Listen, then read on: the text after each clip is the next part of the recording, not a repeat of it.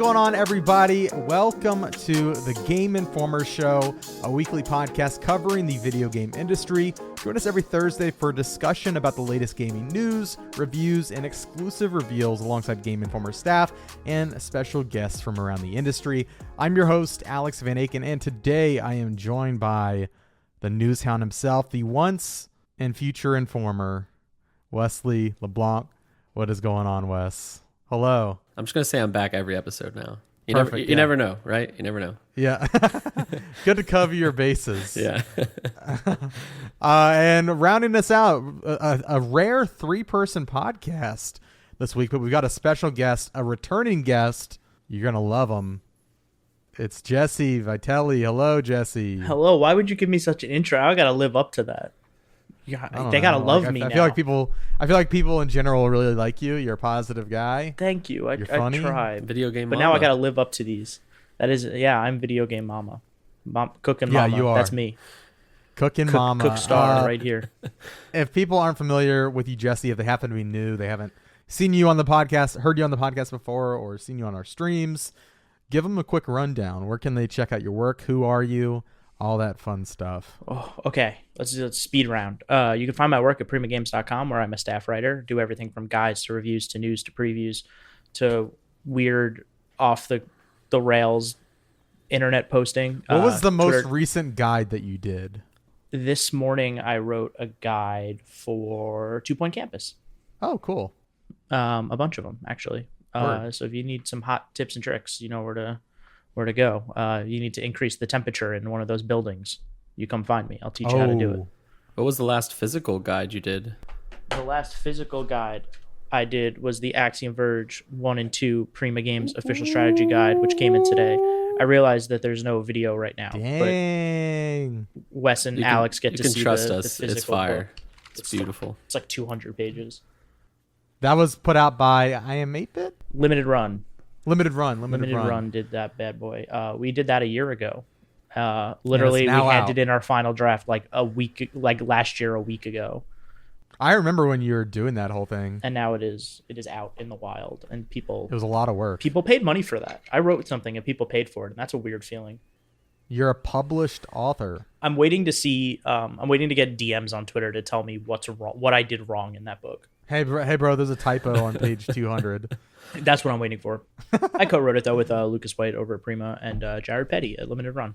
It was a fun project to work on. Yeah, that's rad. So people go check that out if you're into Axiom Verge, or just wanna support Jesse. Thanks. It's pretty cool. Y'all. Pretty awesome. Y'all put out a magazine every month. I did one book one time. Y'all do a magazine every month. But like you put out That's 200 pages, right? Yeah, roughly. And like it is a guide, which is inherently a lot of pictures. So much work.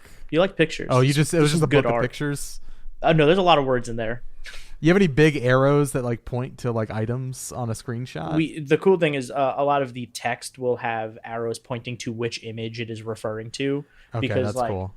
This isn't going to do anything for audio listeners, but like every page has like just a ton of artwork and images that are just like taking over the entire page. So it's like a lot of like referencing which picture is which. It looks like really good paper too. Yeah, it's some quality stuff. I don't know if it's as good as Game Informer Gold, but like it's good. It's quality stuff. It's definitely better than regular Game Informer. We print that stuff on tissue paper. No, I'm just kidding. One grade above tissue paper. 2-ply. So this week we're going to be talking all about the Nier Church mod. The whole fiasco, not a fiasco, more of like a shenanigan, I would say. Some tomfoolery. Some tomfoolery, that's the better word. So if you're a fan of Nier Automata, I'm sure you're already aware of this if you're a Nier fan, but in case you aren't, we're going to be talking about the Nier Church. We're going to be talking about our 2 Point Campus review. Myself and Jesse have been playing that game for a good while now. And then during the playlist, we're going to talk about one of 2020's more slept on games. I feel like that's fair to say. Ghostrunner. Wes has been playing that and has discovered his love for that game. And then we might even talk a little bit about the ending of Stray very briefly at the end of the show. But yeah, that's what we have in store this week. Timestamps are in the description. if you want to jump to a particular part of the show. Just want to also say thank you to Matt Storm. They are our new freelance audio editor for the Game Informer show. Matt and I go way back, like a year, 2 years. I don't know when I met Matt during the pandemic. That's way and back. Matt is a very good podcaster, and they're a very good podcast editor. So go give them some love. You can follow them at DJ_Stormageddon. That's STORMAGEDDON. And go and listen to their podcast, Fun and Games. And they have a Mass Effect podcast called Reignite. So go check those out. And say thanks to Matt for us. We really appreciate all the work that Matt's doing for us. All right, let's get into the Nier Church news. Jesse, you're going to be our guide through this wacky time. In the show notes, I've got 2 news stories, one from Game Informer, one from PC Gamer. The first, Jay wrote early on in this tomfoolery, this odyssey, and it was that there's a Nier Automata player who discovered a secret room, and it left data miners baffled. And this player was, I believe they went by Sad Futago. Yeah, Sad Futago. And then the famed data miner Lance McDonald was trying to unearth, whatever was going on. It became this whole thing in the Nier community on Reddit. There was a Discord.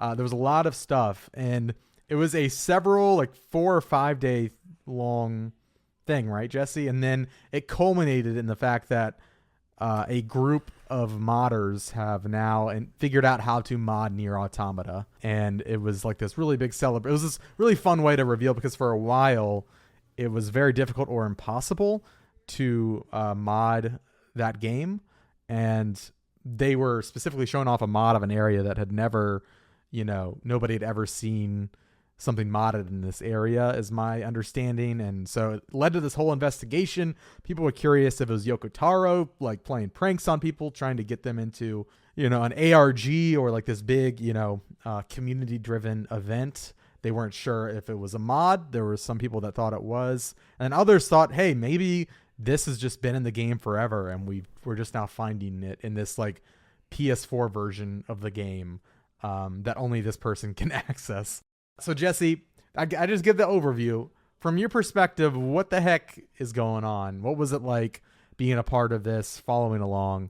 Take us through the journey. So, like you said, this video surfaced on Twitter and other places, and it became apparent that someone had potentially found a secret area in the game. In the copied city, there was this wall, just like normal part of the geometry, but they found a hidden door that led them to this church, right? And at first, that was the only video. It was them going down this ladder into this church, and that was all we had. And people were freaking out. They were like, "What is this?" Sad Futago had posted complete this with animations that are animations, dialogue, a small little cutscene. The dialogue had been reused dialogue from other parts of the game, so people were like, is this a mod? Is this something new? We're not really sure. From my understanding, the modding community, there were no mods like this for Nier. They hadn't been able to crack whatever it was to get this sort of mod into the game. So people kind of immediately dismissed it as a mod, because they were like, if it is, how did this one person do this without, the resources of the community or anything like that? But what if I told you that Sad Futago was not a person, but was in fact 3 people? Whoa. It was in fact Raider B, Wolful Wolf, and Devil is Revenge, who are 3 modders in the community that had planted this seed because they wanted to show off the new modding tools that they had. It was like a shared alter ego. Yeah, and they wanted to use it to gain some traction and kind of surprise the community with this cool mod at the end. And it started gaining more and more and more traction, kind of made its way through the internet. I was seeing TikToks about it. It was on Reddit. The Nier modding Discord, which is a pretty small, the game came out in 2017. There's not a ton of mods for the game out there. So it's healthy, but it's not huge. It wasn't this level. And so suddenly that Discord, I joined it. A bunch of people joined it because I needed to I was kind of keeping tabs on it. I wanted to, see what was going on. Thousands of people were in there. The general chat was blowing up. People were memeing. People were doing all sorts of stuff. Become as gods. And this Sad Futago becomes gods. Sad Futago account started kind of drip feeding out more video. So originally it was like A2 was in the church, then 9S was in the church, and there was a box that 9S could hack that unlocked a boss fight, and that boss fight was like a shade from Nier Replicant, and like all these like little details starting to sort of hint at like, is this Replicant content? Are we getting a new Drakengard game? Is there new Nier content? Is this cut content? We're not really sure. People were like remodeling the assets in the Discord and trying to figure out, it was a PS4 version on patch 1.0, but a Canadian version of the PS4 game. So did that make a difference? And, people are running down the list of like everything possible that it could be. Yoko Taro, like commented on it and was basically like, if you want my insight on this, check my Twitter bio. And Yoko Taro's Twitter bio says, for any questions, like ask the publisher. I can't answer anything. So then people reached out to Square and they were like, we can't comment on this at this time. And then Saito got involved and was like, this seems like something Yoko Taro would do. And so that like fueled the community even more into like, what is this? This is the weird type of thing that Nier would do. People were theorizing that it was a Willy Wonka golden ticket situation where this one disc happened to have this content on it, and like we finally found it years later. Just like any what kind of guess you could have at this thing is kind of like what it culminated in. But then it did eventually culminate in this sort of like, the Nier Discord got a ping at like midnight on like Thursday and was like, hey, Sad Futago's gonna stream the ending of the church stuff at this time, like everyone be there. And then like 3 hours later, or then like an hour later, pushed it 3 hours. So then like 4 a.m. on like Friday or Thursday, I don't remember the exact day, they streamed basically all of the church stuff, this like extra area afterward, and then like announced that like, hey, this was a mod. The three of us have been working on it. We are Sad Futago. Like, we're going to release these mod tools, open source. Anyone can use them. We're going to give them in the next couple days. We got some like debugging we need to do with them before we like give them to y'all. But it ended up just being this like really cool mod that the community had figured out. And like the funniest part is these three, Raider B, Wolful Wolf, and Devil is Revenge, were in the Discord like helping other modders try to figure out like what the church was about. Like they were undercover. And they've done some interviews since, I think with PC Gamer and some other folks. So like if you're even more interested in like kind of their thought process of all of this, like there's interviews out there with them now and stuff. It's really cool. That's awesome. Dude, I love stuff like this. I just wish somebody had like a camera and was like documenting the whole experience. Yeah. Because that'd be a great... The Discord documented a lot of it. People were taking screenshots and stuff and have... Cool. Every night in the voice chat, like all the Discord voice chat servers were full. And it was like people streaming themselves trying to figure out the church. There was someone streaming Hades in there the other night. Like one person was like playing a different game.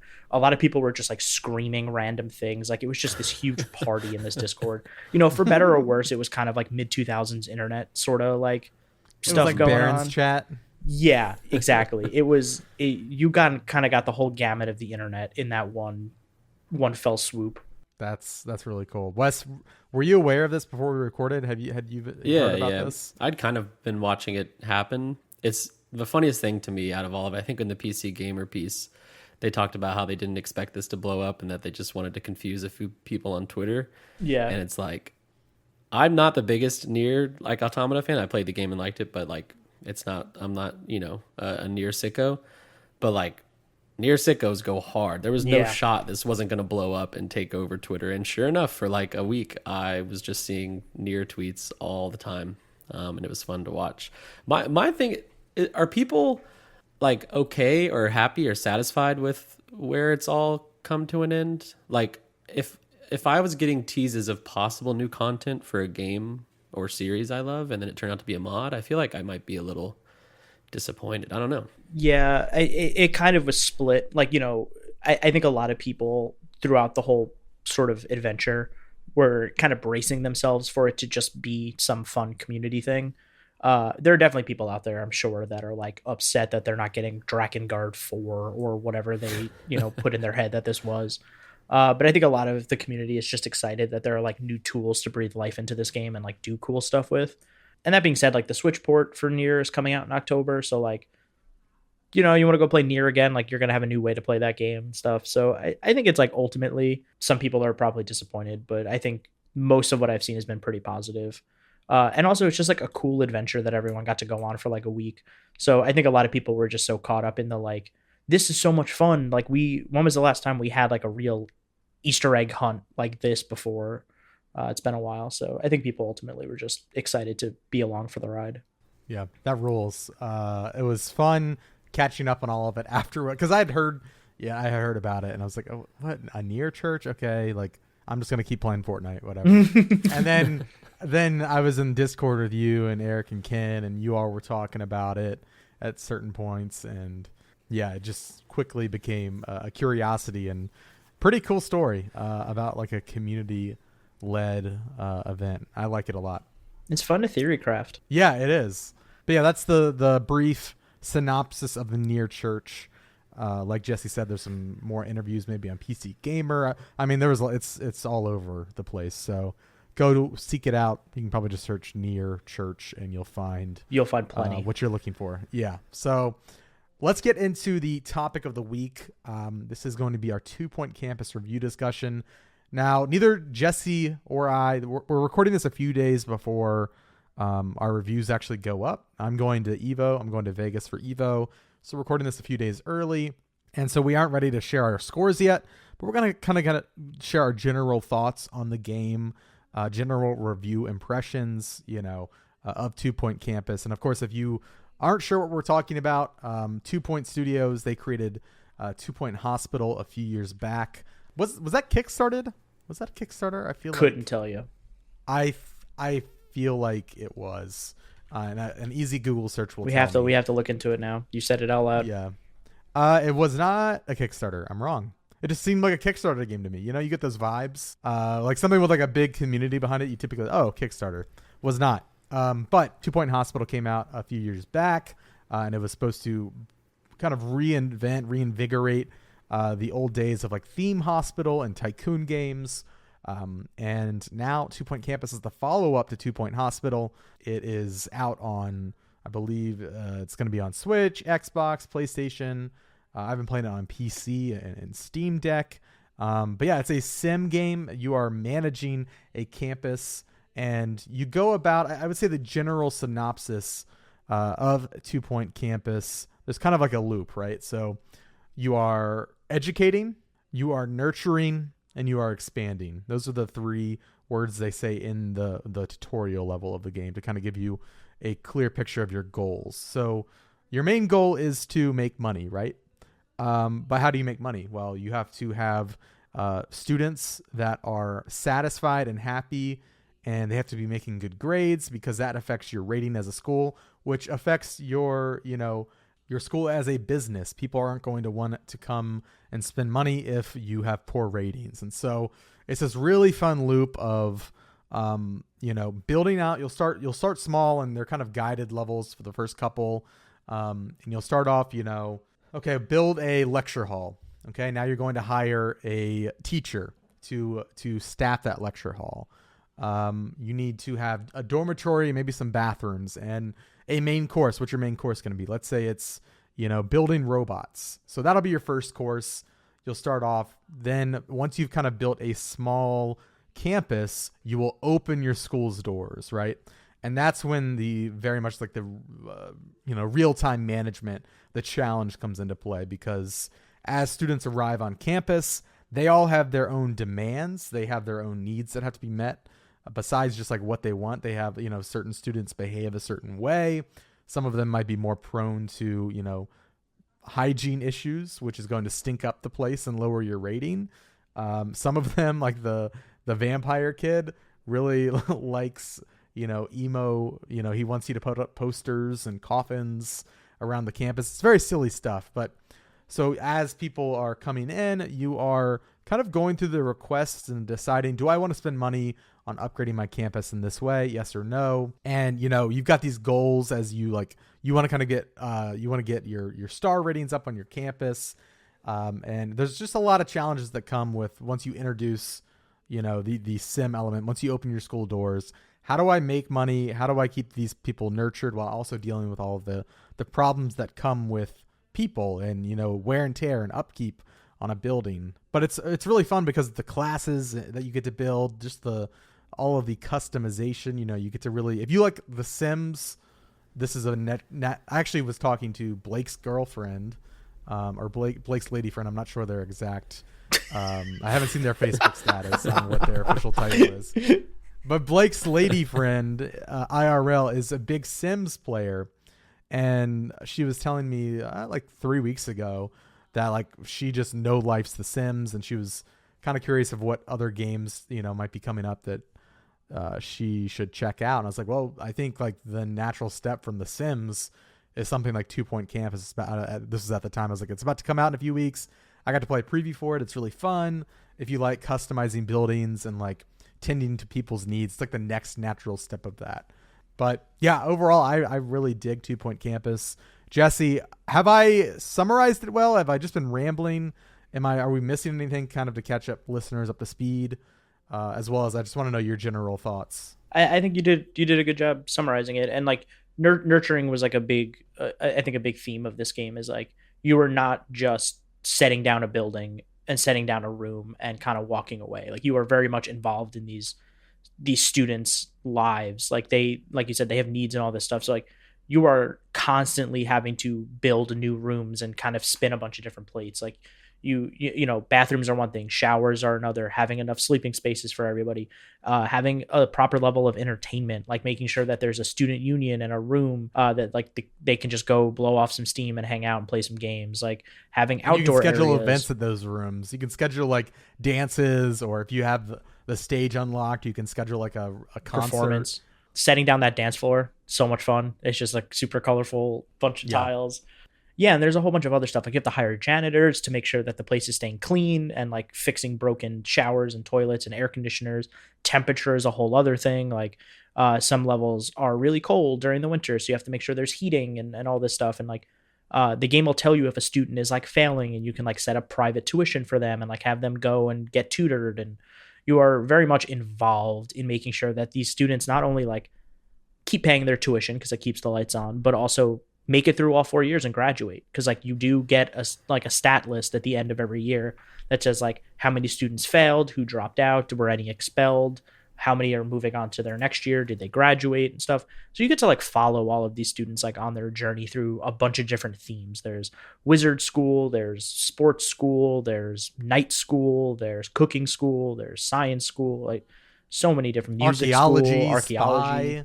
Yeah, there's a ton of really cool. And the campaign kind of takes you through all of them. And then there's a big sandbox mode that you can go play around in. Once you've just kind of seen everything, you can go just build whatever you want. It's really, it's a good time. Yeah, and you definitely want to play through the campaign because that's how you unlock, I guess in the sandbox mode, they probably have everything unlocked, don't they? I've only been playing the campaign. The campaign is like the best way to do it because it really slowly rolls out all the concepts to you and shows you a bunch of different stuff. And also like you start off with a lot of basic stuff like, you have like one type of carpet and one type of bed and one type of plant. And you unlock like this currency. I think they call it kudos. And you can use those to buy more like lavish and luxury items and cool stuff like outdoor rose gardens and fountains and different types of posters. A punching bag. Or punching bag. You can set up a gym for your students. Yeah, and you have to hire people to like manage the library. And there's each class has special bookcases that'll help them learn better. And then there's also like you can train your staff and give them because everybody has traits and like things they're good at. And you have like a list of applicants who want to work at your school, and so you are kind of fielding these applicants and screening them to see who you want to work. And of course they all have like salaries you have to pay and all of that. And so it's like, okay, well, this person's like really qualified, they have like some really great traits, but they're $35,000 for their salary versus this less experienced teacher is only $24,000. Do I want to spend that extra money to get those benefits they offer or not? And you can run out of money quickly. Oh, yeah. Building rooms is expensive. And you can buy new plots of land to expand your campus. So, like, if you run out of room, you could buy, like, another plot of land. And you can buy it with a building already pre-built on it to save you time. But that costs an extra, like, 30 or 40 grand up front. And, like, each plot of land you buy gets increasingly more expensive. So you have to, like, really budget. You could take out loans, and then every month you have to, like, pay part of it back, as a loan works, but that cuts into your monthly costs and stuff like that. And so it's a balancing act. And then sometimes like you have those timelines, and you've also got students that are on the brink of failing, and they have like, it's like, oh, well, I need to build this thing to like help keep them around, or, you know, there's just like random things that there's just so many different timelines you're managing. It sounds like a lot of work, but it's fun. I find it like pretty relaxing, and you can kind of choose your pace at which the game moves. So you can kind of slow down, speed up, you know. You can also pause the game at any moment and like build something if you need to. So you can like, if you really need to just kind of like step back and reevaluate, you can just totally like, you hit this, if you're playing on PC, you just hit the space bar and it like pauses the whole screen. So you can kind of take stock of everything without like things keep ramping up.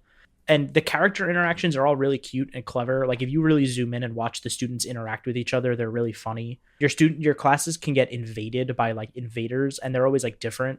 So like in the night school, it's like a rival school that'll come and try to like mess up things. And if you hire a security guard, a janitor with the security thing, they'll spray them with like super soakers. And like, it's really fun to watch the students and staff interact with each other. It's all over the top too. Yeah. You know, like all of the, I mean, this game has so many animations and interactions.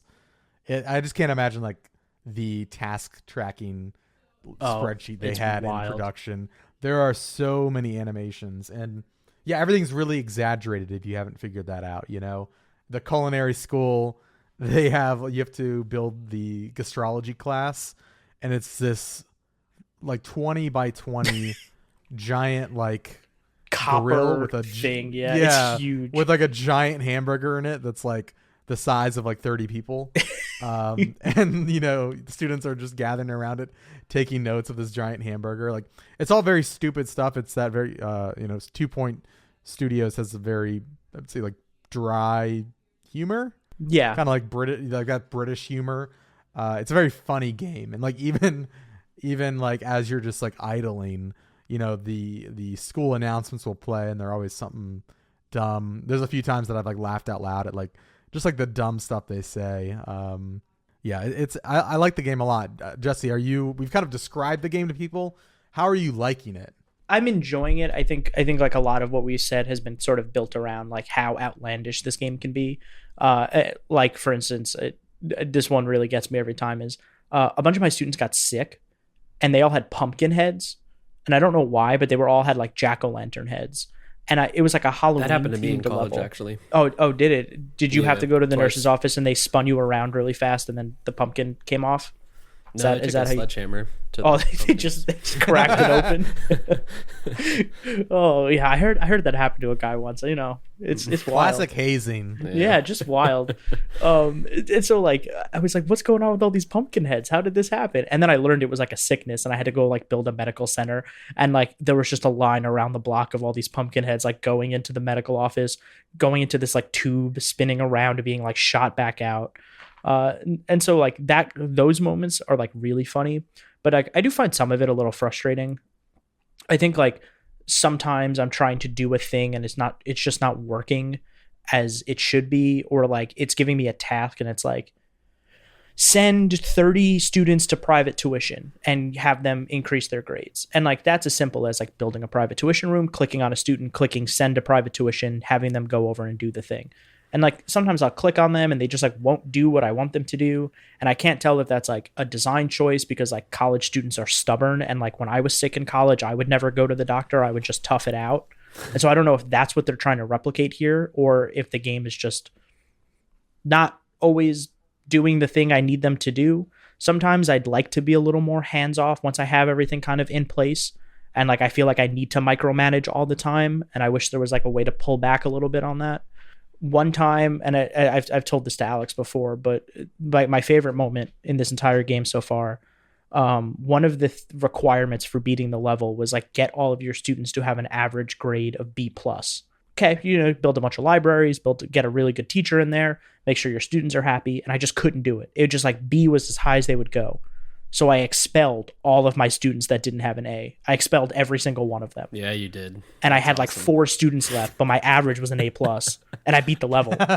And I tanked it. Like I had no tuition, I had no money. Like I completely tanked the level, but I beat it because I had to expel everyone. And I don't know if that was intentional, but like that's what I did. And I appreciate that they let me do that. Yeah, I kind of like that. That's what you had to do. I don't know. It's like a weird like. Is that a negative or a pro? Like I think it's. I think it's funny. I think and Yeah, it fits. Like, and It's college is creative. cutthroat. Yeah. Sometimes college have very high standards. They're like, if you don't have an A in this college, you're out of here. And they're very playful with that. That's sort of like college is a business, but also like you want to see your students grow, and it is kind of that balance of like, do I cut the teacher salaries here because we need the money? The students will give you requests too. They'll be like, hey, can we get this thing on campus? Can we get this club? Can we do this? And it's like, is it in the budget? I don't think so. Because at first I was saying yes to everything. I was like, Yep. students can have whatever they want. Like I'm going to be the best campus overseer And then ever. you've got 10 requests that you can't even fulfill Then because you have no $0. money or kudos. I can't pay anybody. I have to take out a loan. The loans are incredibly predatory. I'm paying like 19% interest on these things. Like, Yeah. just bad time. Yeah. I overall I really enjoy it. I again don't have a score for it. I just really like, and this is in my review, but I like how 2 Point Hospital and 2 Point Studios in general, right? Their games are tackling subject matter that is really easy to be shitty. You know what I mean? It's public education and healthcare. And I can imagine a number of scenarios in which a studio just botches it because of the subject matter, right? But because it's like these subjects that I have like a very cynical outlook towards, but somehow they approach them with like whimsy. And I think it's because like as a business owner in 2 Point, you are forced to take care of people, right? Like your goal is to make money, you're a business. But in order to do that, you truly have to, nurture, right? And I think that's like the main difference in these games and like the real side of these topics is like there are almost measures in place. I mean, granted, you could do what Jesse did and expel everybody. Sometimes you like just that, gotta. Yeah, like and it's cool that you can do that, but I feel like the default is more of a positive approach, kind of a positive spin and a whimsical angle on these things. And I think it's just like something that I pointed out in my review that I think it's like I kind of want to give them, no pun intended, kudos for continuing to like for continuing to kind of like make me, I don't know, I feel like in the genre right now of sim games, I don't want to throw anybody under the bus, but there's like a lot of kind of like, again, crappy takes on things, on like, drugs, and I've just seen a lot of stuff that is like not really handled that well. It's subject matter, and like they gamify the subject matter without like examining it, a message or like yeah. And so I think it's cool that they've kind of, and I think the humor helps. Like they point out, like, I don't have anything specific in my brain, but there's been several times where I'm like, oh, that was funny, because they're kind of also like crapping on the public education system and how predatory it is. A lot of the announcements are like playing around with like just different things about this system that are funny, and it's like, like it has that level, that right level of humor. And one of the things when I did the preview for this game a couple months ago, I got to speak to some of the devs, and I was asking kind of like what the biggest difference between hospital and campus was, outside of it obviously being two different entities, but like what lessons did they learn, and sort of what did they take forward with them. And they said like the biggest thing was like, in a hospital, you're in and you're out. Like you're there because you're sick and you need to get better, and then you leave. Nobody hangs out in a hospital. And they were like, with campus, it was like we really wanted that experience of like, well, my dad would actually beg to differ. Fair. He seems to really like the hospital. He's valid. Had an extended stay these days. dang. I walked right into that one. I almost just did like a spit take. And so with campus, they wanted it to like grow and nurture, and like they really wanted you to like stick with these students for the 4 years, and really kind of show that like this is a place that people live and hang out, and it's a community and all this stuff. And so they were like, yeah, that's kind of like what we've brought over. And I think that's like kind of the biggest defining difference from hospital to campus is sort of, I click on students and I like recognize their names because I've had to deal with them before. I've seen them around in other parts of the campus in different years. And I'm like, oh, this is a third year. Like they're almost going to graduate. Like, let's make sure that they get what they need and move on. And like with hospital, I didn't really have that. It was like, oh, you've got clown syndrome. We're going to wash the face paint off you and you're going to be healthy and you're going to walk out the door. Oh, you look like Sonic. Yeah. We need to fix you. Moving on. Yeah. I like it a lot. I like these games. I hope they keep making them. I'm excited to see like the DLC because they had a pretty long tail on Hospital. Yeah. And they published a lot of content after launch. So I'm excited to see like, I've already seen like, a lot of the courses are really creative and clever. And I am constantly looking, like the main driving factor for me in the campaign is to unlock more courses by gaining those stars.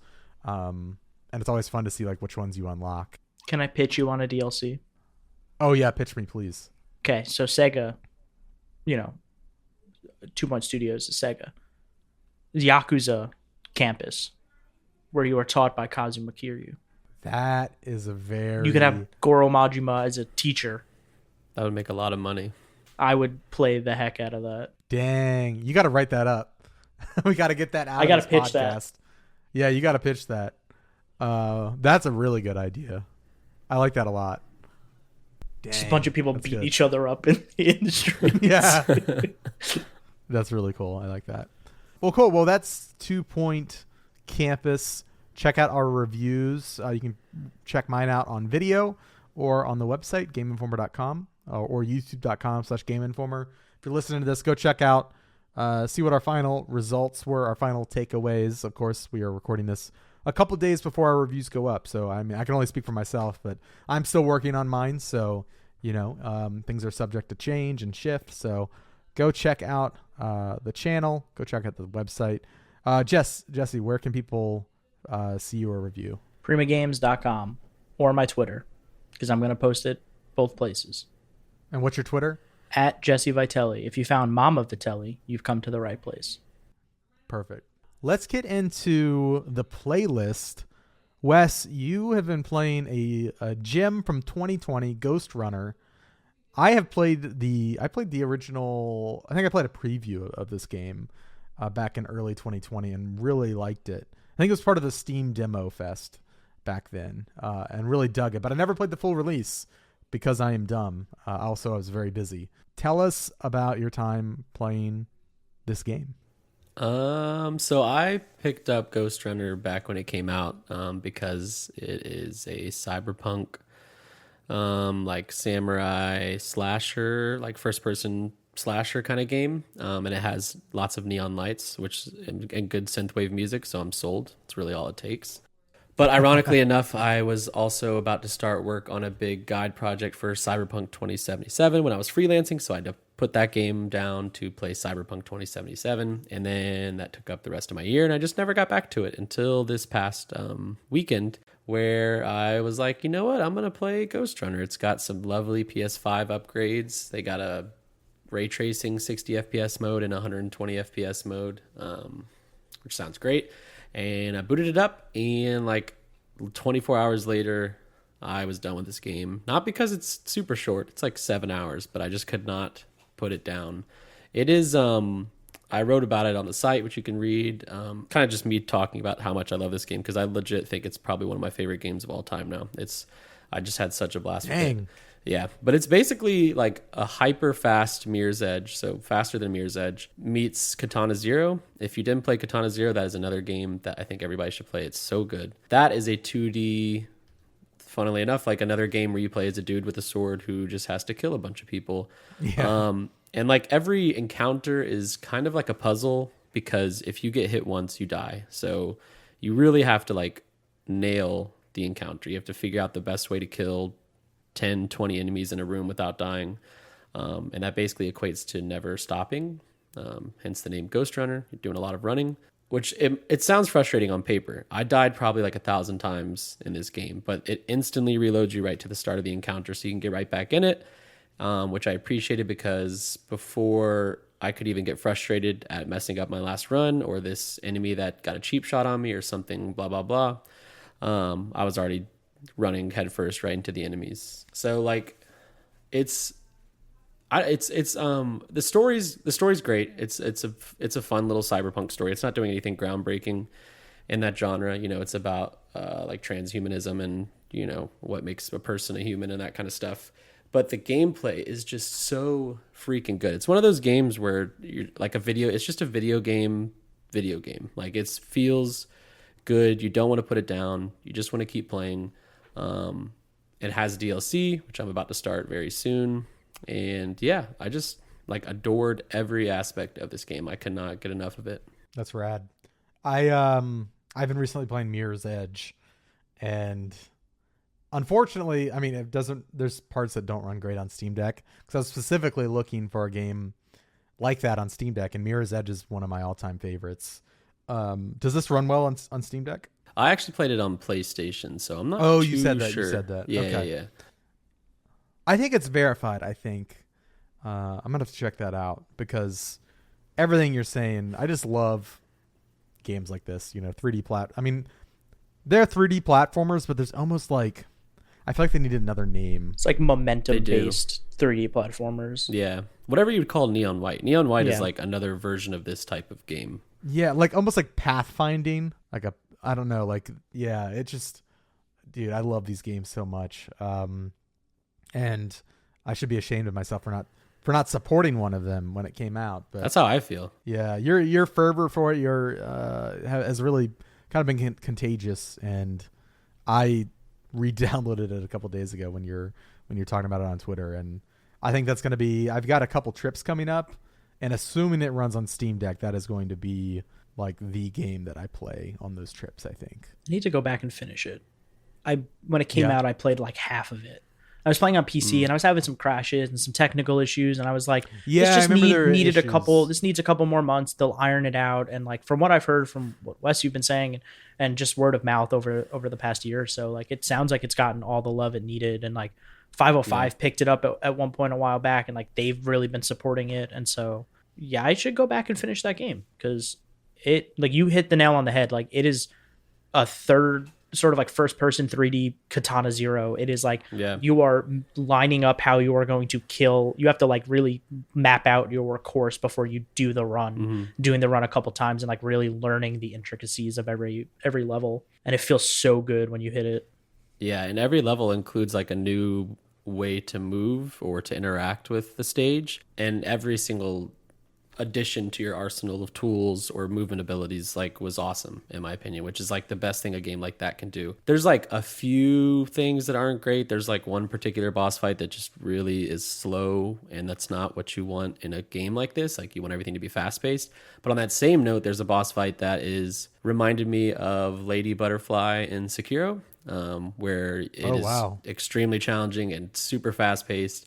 But in Sekiro, you could take more than one hit, and in this game, you cannot. And it is wild in the best way. It's a super difficult game, and I think from what I've read, like reading comments on my story and stuff like that, like a lot of people have kind of gotten tripped up on the difficulty, and it's like one of those games where you die a lot and you kind of feel like you suck at it, and maybe it's not for you. But I think like you're supposed to. At least it worked for me. Like, I told myself I suck at this, but I'm going to keep playing.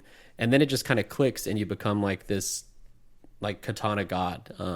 So if you've played this game and you're like, this is too difficult for me, or this is tough, or this, I'm dying too much, it's embarrassing, or blah, blah, blah, whatever, like, just keep playing, and it's okay. There's no penalty for death, like, whatsoever. You just get reloaded right back at the start, and you get to try over and over again. I have some encounters in a stage. So stages have like multiple encounters. I have encounters where I died like 160 times. And I was just throwing my head against a wall for like an hour and a half straight. But when you get it, it's like the best feeling in the world. You're like in a flow state almost. Literally, yeah. It's just like complete mastery of a level. I love that kind of stuff. Yeah. That's why I like Neon White so much too. Yeah. It's like, to get through it, like, you have to get the run down, you know? And it's so satisfying when you do. So I love that we're getting more of these games. We need more. Mm-hmm. I wonder if we'll get a Ghostrunner too. They are. Like, yeah. They are? Okay, cool. Yeah. That seems like a game that concept can be carried a long way, and you can. It's almost like more of a. I feel like some games are very much. I don't know what the right word is. This seems like a very content focused game where like you have this core idea that works really well. Let's just build out a bunch of levels and just let people, figure out the best way to use those tools. Whereas I think other games, the focus is elsewhere. But yeah, I'm excited to check this out. And the DLC too. Do you know what the DLC is called? Project_Hell. Yeah. Project_Hell? Yeah, you play. Well, it's like an underscore. It's like a cool little stylish underscore. But yeah, Project Hell. It's like 2 to 3 hours, I think, and you play as one of the bosses from the game, which is a cool idea. I haven't started yet, but that boss is especially cool. It's the one that the Lady Butterfly type boss that I was talking about. Heck yeah. Does Ghostrunner have a level editor? No, but it needs one, or like a forge mode or something like that. Yeah. It has more of these games need to have stuff like that because like it could just live forever. Right? Yeah. Or I mean, I'm sure modding. I don't really mess around with mods too much, but I'm sure games like Neon White and Ghostrunner and stuff, modders are going wild for that kind of stuff. It does have some new modes, I think, that came after launch. It has like a wave based mode, like an endless wave, and then it has one where you have to it's almost like a challenge objective mode, like get through this level in 4 minutes without taking a single hit or without dying once. Way too hard for me. I'm not really into like the super hardcore challenge stuff like that, but there's a lot of content there now in 2022. So if you waited 2 years like me to play this game, it's okay.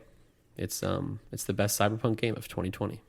You're feasting. Wow. Word. Well, speaking of the best cyberpunk game of 2022, IMO, Stray. I beat that game, and holy cow, what a way to end a game. I think I've decided I think we can talk about it without spoilers, I feel like. Yeah, I've been trying to decipher your tweet about it because I think I might have missed something. I don't know. It is option. I think like you can walk away from. Okay, so it is that. Much. I did walk away and I was like, oh, what am I supposed to be doing right now? Like I'm just waiting, and then are we talking about I guess I could say the window. Should we just say spoilers? And yeah, talk about it? Yeah, we could. Yeah, it's a short game. People that and we don't need to get into the super detail about all the stuff that happens, but I think that the one thing you are talking about is just like a visual, right? Yeah. Okay. Here's what we're gonna do. We're gonna take a quick break so that we can go to housekeeping. We got a couple listener questions, and then we're gonna talk about the ending of Stray at the end of this podcast. So, and we've only got like 3 questions, so it's gonna be super quick. But I just want people to be able to get the rest of the show before we dive in, because I got some things to say about the ending of Stray. We'll be right back after this.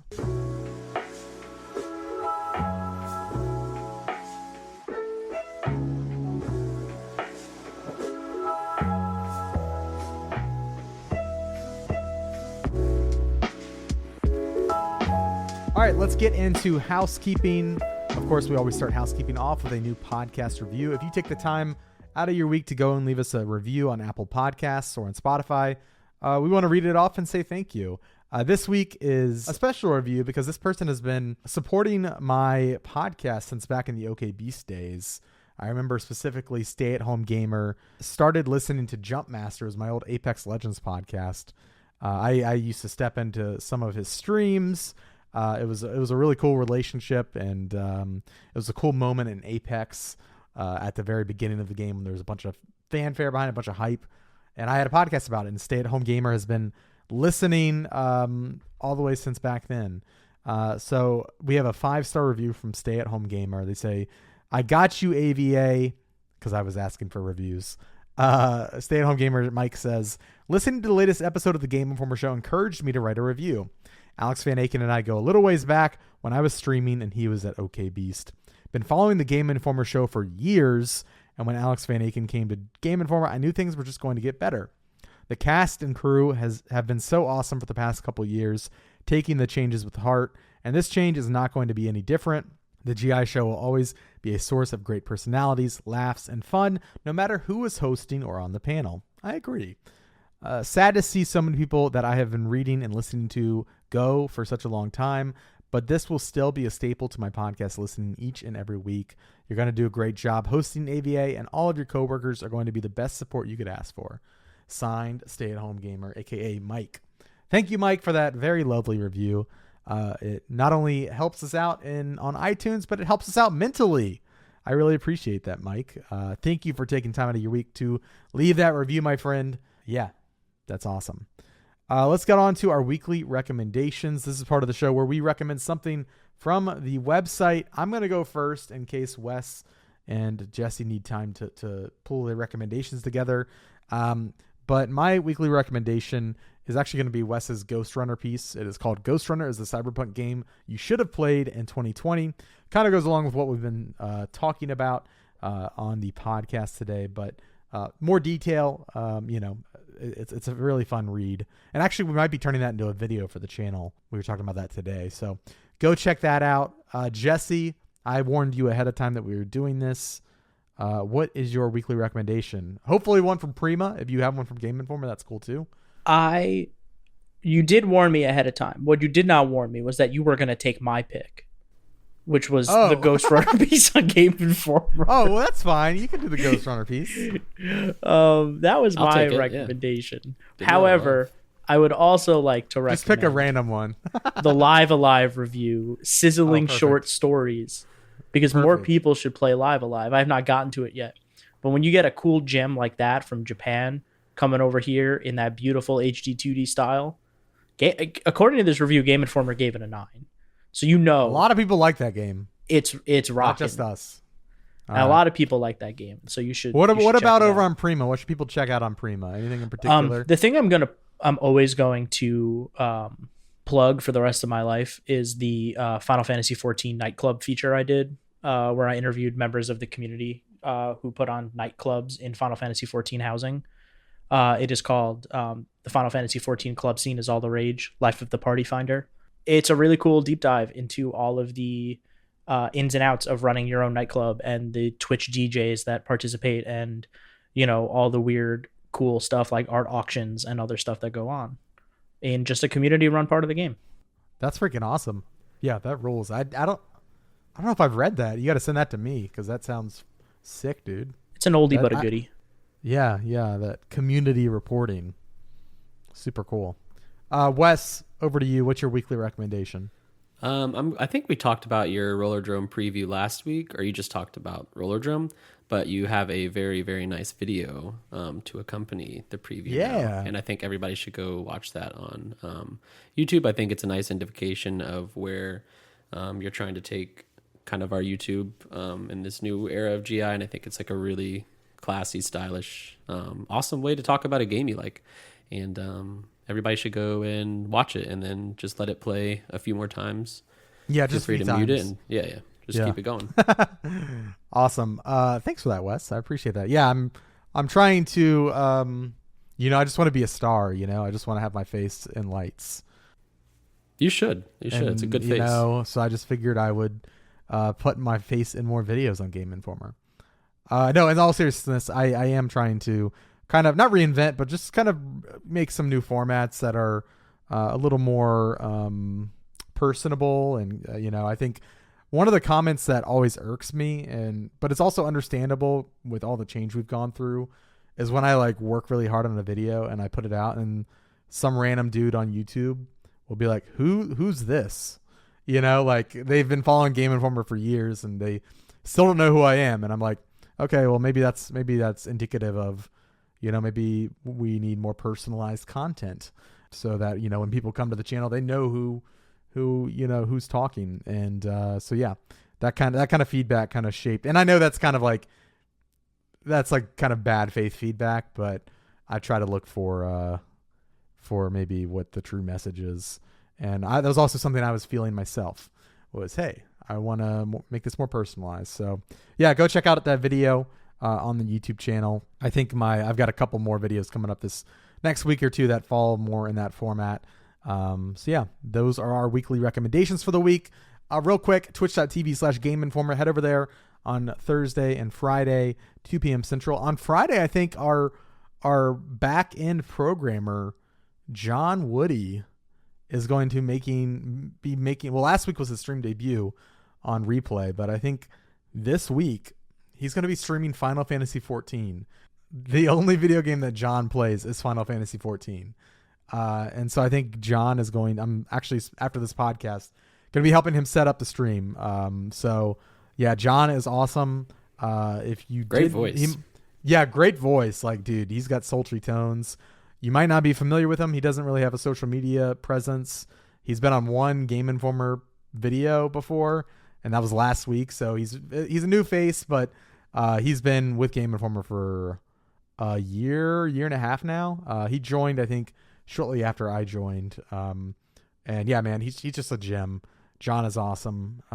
He's one of the pieces of our backbone, keeping the site alive. And, you have him to thank for having such a great and functioning website. Now you're going to get to see him stream. So I hope you all come and support John. If you like Final Fantasy 14, I think this is going to be a cool stream. So yeah, twitch.tv/Game Informer. Friday, probably around 2 p.m. Central. Lastly, head over to youtube.com/Game Informer. We've got our 2 Point Campus review. Oh, we also have a second YouTube channel now. I should have led with this. We have a new YouTube channel. It's called Game Informer Shows, and it is going to be the new home for episodes of the Game Informer Show.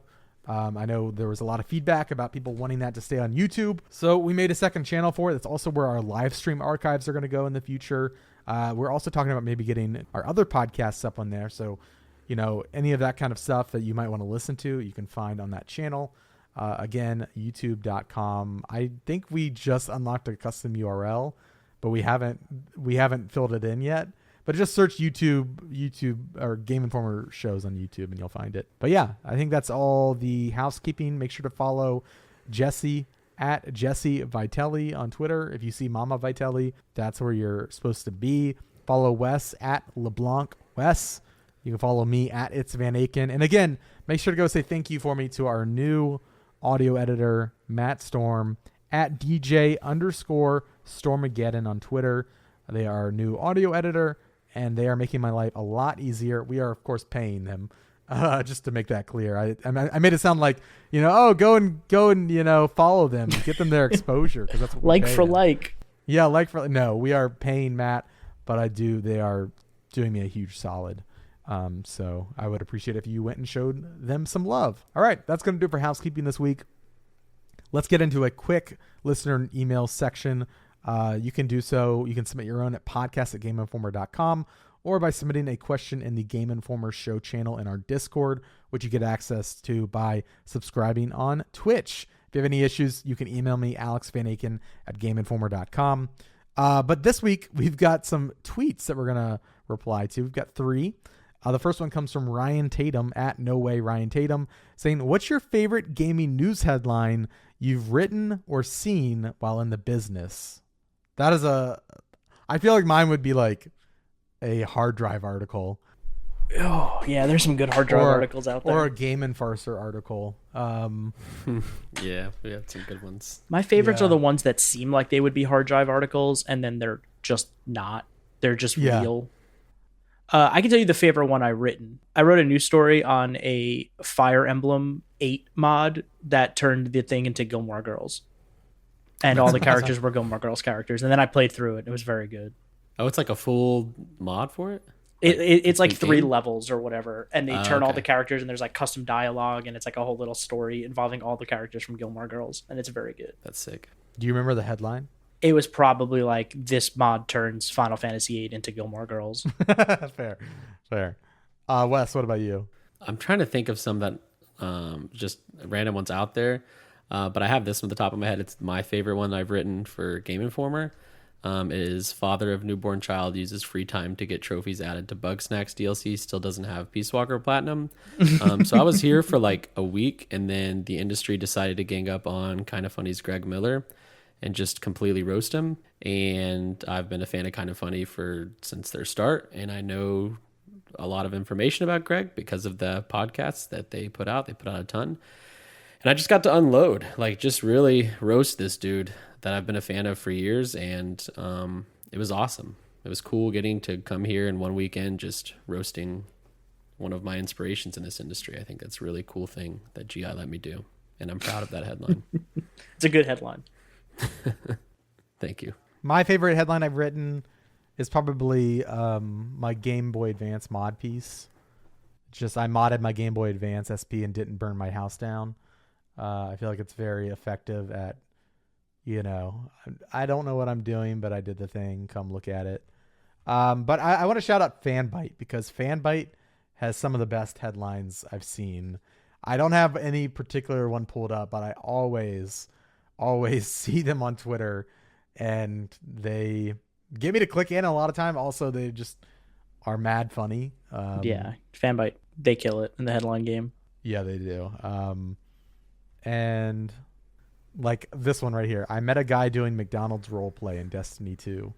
Like, what the hell is that? That's what I'm saying. It's the headlines that seem like they would be hard drive articles, but are just articles. I do have another article that I wrote that I was pretty proud of the headline, and it was a 2 Point Hospital Sonic collaboration shows Sonic fans have always been sick. That's awesome. Yeah.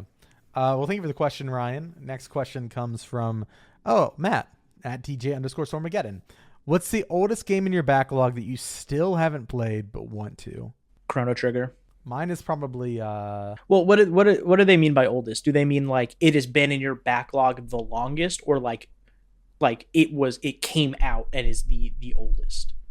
Because like Chrono Trigger is probably like timeline wise like the oldest game that I would go back and play that I haven't played in my backlog. I would say it's probably relative to you. What is the game that you've wanted to play for the longest but haven't? Okay. Probably Dragon Quest VIII.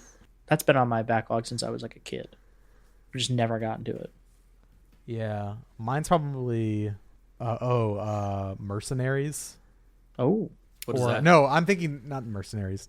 I'm thinking Spec Ops. Spec Ops The Line. Wes just played that off my backlog like last week. Yeah, that or probably Fallout New Vegas. You haven't played Fallout New Vegas? I've never played that. You got to play Fallout New Vegas. Oh, you both need to play Fallout New Vegas. Yeah. Does it hold up today though? I'm worried that yeah. Okay, cool. It holds up the same way that like Fallout 3 does. You know what I mean? But Okay. I think New Vegas is just a better game. I'm going to Vegas this weekend for the first time. Then you should play New Vegas after and compare and contrast. You can go to Evo and Fallout New Vegas. Really? No. They have the Mandalay Bay Resort? Yeah, it's wild. Mine, Spec Ops was one of them. Resident Evil 4 was also one of them, but I went sicko mode last week and played Spec Ops and then also Resident Evil 4. So I knocked off two big hitters. The oldest one is probably System Shock 2. I've played a lot of it, but I haven't rolled credits on it. And as someone who really loves BioShock, it's kind of like I just have to. But it's not the easiest game to play, especially unmodded. I have a better answer, and it's also the oldest of the games on my list. Metal Gear Solid. Yeah, I'm right there with you. I've never played I played Metal Gear 5 and really liked it, but I've never played like the Metal Gear series besides like that 10 hours that I played. And I love stealth games, so I feel like I would really like those games.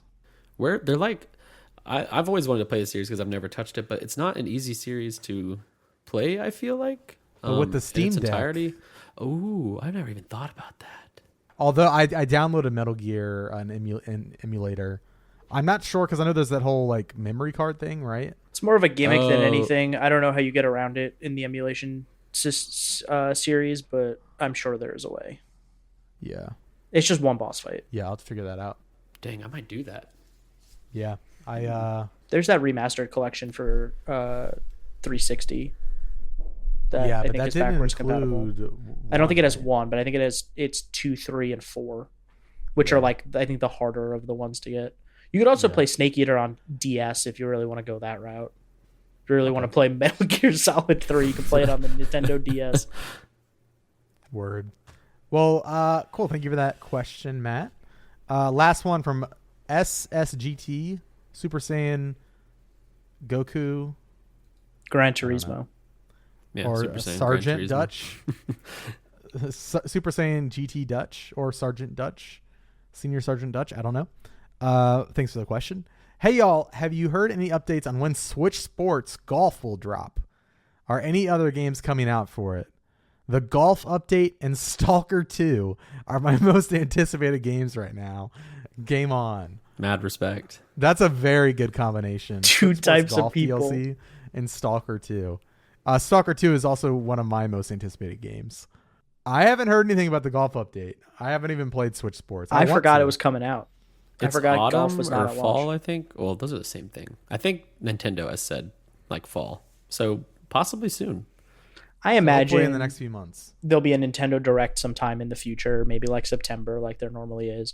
And that's like the perfect place for them to be like, by the way, golf is coming out today or in a couple weeks, or, you know, or maybe they'll just tweet it. They love to do that too. They love to just be like, hey, there's a golf thing that y'all have been asking about. It's here right now. Here you go.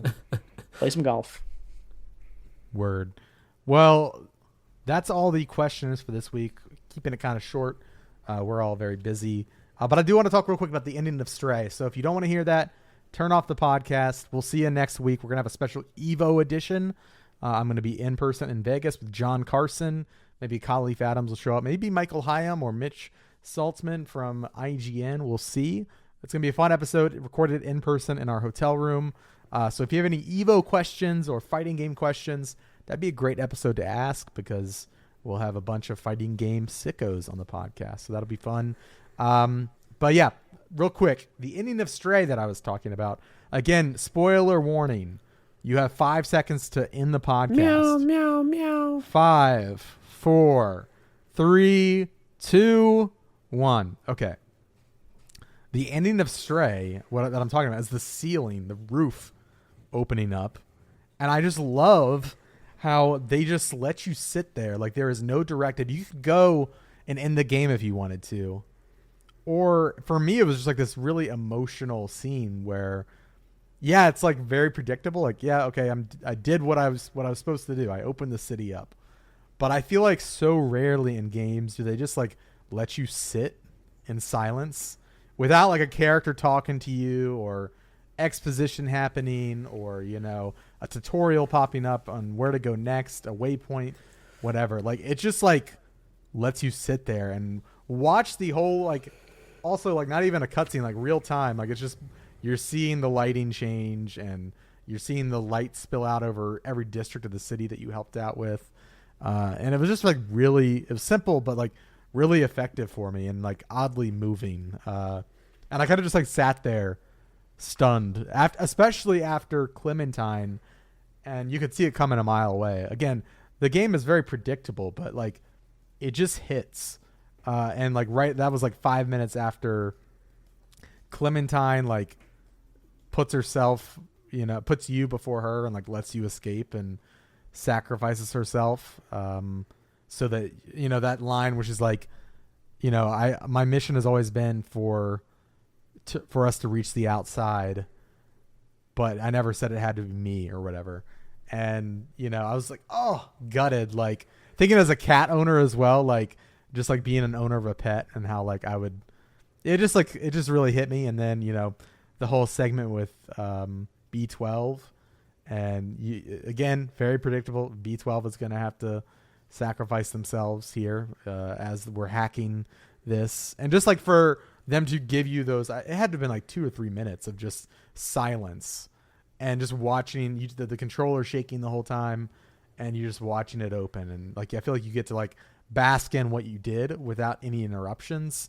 And again, it's not mandatory. It's just like, if you want to sit there, you can. And I just found it to be really beautiful. So that's why I liked it so much. Yeah, I definitely, after that moment with B12, because like it starts you like curled up around it. And like you can see the roof in the background kind of moving. I forgot about and that, then and then I got up and I started to go away and I was like, oh, is this roof like actually moving? Like, are they going to animate this entire thing? Like, is this going to happen? So I sat like perched up at the window, like much like a dog looking out the window, or like a, you know, I guess a cat looking at the window, just kind of enamored at like the city below. And I was looking up and I was watching it just sort of, you know, keep drifting open. And then you can go back and you can lay down, like take your little nap. And so I took my nap curled up around B12 and for those 2 minutes, I just let the whole thing, you know, just open up and I watched it all. And it kind of like gave you that like pause right before you end the game of just like taking it in, you know, having that moment of just peace and quiet. You've accomplished your task. You don't have someone yell, like you said, yelling at you, like you did it. You accomplished your goal. It's like, Very, very somber, very quiet. And then you just get up and you finish that game. Also, just like I felt like it was poignant how like you just hear like there's no music either. Like it's all just Foley, like sound effects, right? The music is all stopped. And you just hear like the robots in the other room sweeping, continuing to do their jobs like nothing has changed. And meanwhile, you have effectively changed the lives of all the people that you touched who wanted to reach the surface. The guy on the rooftop in the first trading district who wanted to see the stars. Like I just kept reflecting back on all the characters. And again, it was simple but effective. And I liked that they actually took the time and actually animated the whole thing. And I was like also impressed, like technically, like seeing, I feel like there's a lot of assets there. Like there's a lot of, I mean, I'm sure it's just one giant block, but like to see this whole city, the lighting change and to see like the shadows be swept away, it was just, it was really effective for me. But yeah, I really like that ending. I think you said developers always have like, here's the next thing to do, or here's a prompt or whatever. Mm-hmm. I'm like the problem. I'm the reason why they do that, because the second I realized that there was like that they wanted you to just do that, I was going all over the place. I'm like, all right, what's next? I'm trying to interact with everything in the room. I'm like, okay, I laid with B12 for like 5 seconds. We had our sweet little moment. What's next? I'm watching the thing, kind of like Jesse said. I'm like, is that actually opening in real time, or is this like I turn my back and it opens? And it does open in real time, and it takes minutes. Like it's a good while. I respect them for that. But I was like, all right, what's next? And then sure enough, it's just the end of the game. You got the it's the guide's brain. writer. It's the guide's writer in us. It's the For like, real, okay, yeah. what's the next thing I'm looking for? Let me take some. I got my screenshots. Screenshots, yeah. That's funny, and I like how it just ends right there. The open world moment of the vault opens and you see the sunlight, and the Breath of the Wild cave moment. But just seeing the cat, now it's still just a cat, Yep. You has kind of no idea what it just you kind of you kind of forget, like you think you're like this hero, and it's like, oh no, it's just a cat. He's gonna go and be a Do cat cat again. stuff, Yeah, and like the cat was never. I mean, I guess the cat was technically stuck, but like the cat was always capable of getting out, and because it's a cat and they're smart and and yeah, I don't know. Plus, if like B12 was not a robot, if it was a human, the cat probably would have eaten it. I think, right? Is that something cats do? They eat their owners if owners die. Maybe this is just a macabre, like creepypasta I read once or something. But I think cats eat owners. You can't eat a robot, so good call to the developers there. But although the cat does put B12 in its mouth a lot, so like it may have tried. True. That's true. Yeah. A little acidic. Too much battery acid. Yeah. Well, that's gonna do it for the show this week. Thanks, guys, for joining me. I appreciate it. Thanks for having me. On short notice, too. Anytime. I felt like it was a fun episode. Yeah. Be well. I'll talk to you guys later. Bye. Yeah.